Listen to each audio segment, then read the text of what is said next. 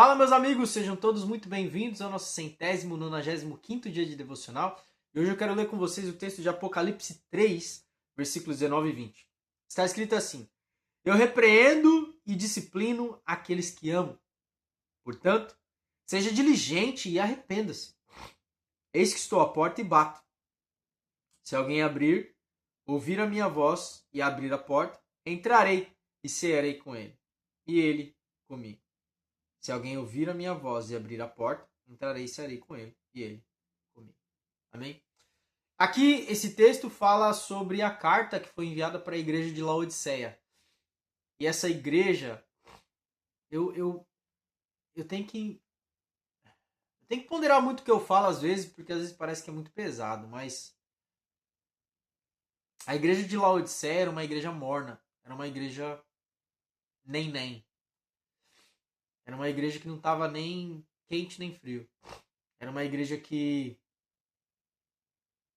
por causa dos seus próprios talentos particulares, ficaram ricos. E aí eles começaram a dizer a eles mesmos: nós ficamos ricos, nós se enriquecemos. Não precisamos do Senhor, nós precisamos. A gente consegue. A gente precisa de Deus para outra coisa. E aí Jesus vai repreender eles. A carta era de repreensão porque eles não eram quente nem frio e Deus estava prestes a vomitá-los de sua boca. E aí a gente chega nesse texto, onde Jesus ele vai falar: eu repreendo e eu corrijo e repreendo quem eu amo, o meu discípulo. Então seja diligente e se arrependa. Basicamente o que eu vejo aqui nesse texto é que às vezes a gente não quer a repreensão porque a gente acha que está fazendo tudo certo. A gente acha que uma palavra dura não é pra gente, porque de alguma maneira a nossa vida é boa. Assim, tem seus desafios, suas dificuldades, mas a gente olha pra si mesmo como se fosse alguém legalzinho, entendeu? E aí entra a questão de que algo que marcou muito a minha vida, uma vez que eu vi, foi em alguns dos nossos cultos, o nosso pastor tinha convidado uma casa de recuperação. E os rapazes que lá estavam, eles alguns não tinham família porque tinham sido abandonados, né, por causa de vício, essas coisas. Outros já não tinham mais família, né? Alguns não tinham porque a família abandonou, né? Então ele tem, mas não tinha acesso a elas, né? A essa família. Outros a família já tinha, né, partido dessa vida. Outros nunca tiveram família. Então assim, eles vieram de um quadro todo de pura destruição, de autodestruição, porque eles se destruíram, abandonaram tudo, venderam tudo que tinha, trocaram tudo por drogas e encontraram Jesus lá nessa casa de recuperação estavam sendo lentamente restaurados, né? E aí eu me lembro que existia uma divisão muito clara na igreja da forma como eles louvavam ao Senhor, como eles se dedicavam ao Senhor. E aí me lembra, em conjunto com isso, as histórias que alguns pastores amigos que foram para a África, por exemplo, num lugar onde só tinha água e terra para comer, água suja e terra para comer, eles disseram que em algumas aldeias os cultos nunca acabavam, duravam por horas, porque eles não tinham o que fazer, eles não tinham outro lugar para ir, eles não tinham o que comer, eles não tinham o que fazer como trabalho, não tinha uma lavoura, não tinha nada para fazer. Então a única coisa que eles tinham era a presença do Senhor. E aí eles se dedicavam ali por horas a fio. E aí quando a gente volta para esse texto, que Jesus está falando que ele bate a porta. Ele quer gente que está ou quente ou frio. Morno não pode. Ele fala um pouco antes a respeito de dependência, de não ficar se vangloriando pela sua riqueza que você conquistou no mundo, mas buscar a riqueza nele. E depois ele fala esse texto que a gente leu. Que ele repreende, corrige a gente. E que ele tá à porta e bate. Eu agradeço muito ao Senhor. Porque ainda no meio das minhas dificuldades e falhas e cansaço e trabalho, a gente se dedica a tanta coisa e a gente vai se desgastando ainda nos meus devaneios, nas minhas inseguranças, críticas, questionamentos, falta de fé, ainda nos meus tropeços, ele ainda bate na porta do meu coração e ainda me chama para um café, para um lanche, ainda me chama para trancar a porta do quarto e chorar, ainda me chama para um louvor sincero, sem se preocupar com ninguém ao lado, ainda me chama a me debruçar na palavra e ainda ter prazer nessa palavra e ver as letras saltando aos olhos, falando comigo.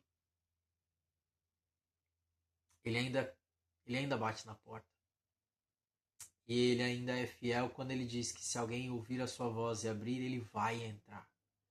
Não é um talvez eu entre. Não é um me chama, abre a porta, mas eu já volto. Não é um quem ouvir a minha voz vai ter que esperar um ano. Ele está dizendo aquele que ouve a minha voz e abre. Eu entrarei para cear com ele. Eu sou grato ao Senhor porque ainda tenho chance. Eu sou grato ao Senhor porque ainda nas minhas falhas eu tenho todos os dias uma chance. Eu agradeço ao Senhor porque você tem uma chance. Eu sou feliz no Senhor porque nós temos uma chance ainda de experimentar mais um dia de graça, experimentar mais um dia de amor, experimentar mais um dia onde nós podemos melhorar, ainda podemos fazer o bem, ainda podemos nos arrepender. Porque para aqueles que partiram, e a Escritura vai dizer isso, que Deus não tem prazer na sepultura, porque a sepultura não louva, eu entendo que é porque a sepultura é o fim. Não tem mais o que fazer. O que fez, o que poderia ter sido feito, foi até o momento em que ali cessou o fôlego de vida. A Bíblia diz depois disso só vem o juízo. Então, a reflexão de hoje é sobre como é que está a temperatura do seu coração e da sua vida, como é que está a temperatura dos seus sentimentos com relação à obra, como é que está a temperatura aí do corpo, da mente, da alma, do espírito com relação às obras do Senhor, à palavra do Senhor, à presença do Senhor. Porque se você está ali, tô esperando, tá legal, tá difícil as coisas, mas tá tudo bem. Essa apatia, esse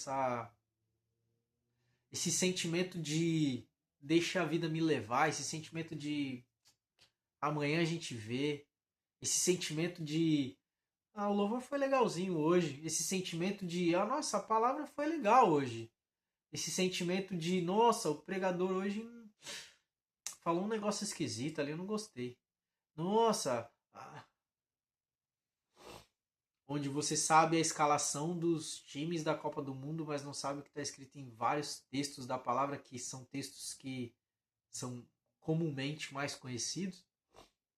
Não estou falando para você saber e lembrar o que está escrito lá em Naum, versículo tal, capítulo tal, Sabe, o Zacarias capítulo 4, versículo 2. Não estou perguntando isso. Mas existem textos na palavra que são chave. São textos que são a base da nossa fé. Como 2 Coríntios 5,17, como Romanos 3,23, Romanos 8,1, como Atos capítulo de número 4, versículo 12, João 3,16 e 17, e por aí vai. Lucas capítulo 1, versículo 23 ou 24, se eu tiver bom de memória. E por aí vai. São textos que você acaba gravando por tanto ser pregado, por tanto ser falado. Salmo 1, Salmo 19, Salmo 23, Salmo 91, sabe? Salmo 115. São textos que geralmente a gente fala. Isaías 53. Sabe? Então, Gênesis capítulo 3, versículo 15. São tantos textos que estão na minha memória. Eu não vou ficar falando aqui porque senão você vai ficar aí. Você tem que aprender, irmão. Você tem que gravar na sua memória. Não vou ficar contando tudo pra você aqui. Mas é interessante, né? Porque eu tenho os meus e tem pessoas que têm os deles e cada um guarda no coração textos diferentes. Mas o desejo do meu coração é esse, que você saia da mornice. Saia da temperatura mediana. Saia do raso, sabe? Sabe, eu não tô nem na praia e não tô nem mergulhando no profundo. Eu tô mais ou menos. Sai dessa vida, irmão. Se arrepende. Volta pra igreja. Começa a congregar de verdade. Começa a se dedicar a conhecer a palavra e a história e todos os relatos da palavra de verdade. Aquece o seu coração no fato de que ele não desistiu de você ainda. Ele ainda está batendo na porta do seu coração querendo entrar. Porque a palavra diz que um dia as pessoas o procurarão e não o acharão. Aí vai ser tarde. Amém? Deus te abençoe. Uma semana de vitória. É isso. Te vejo amanhã.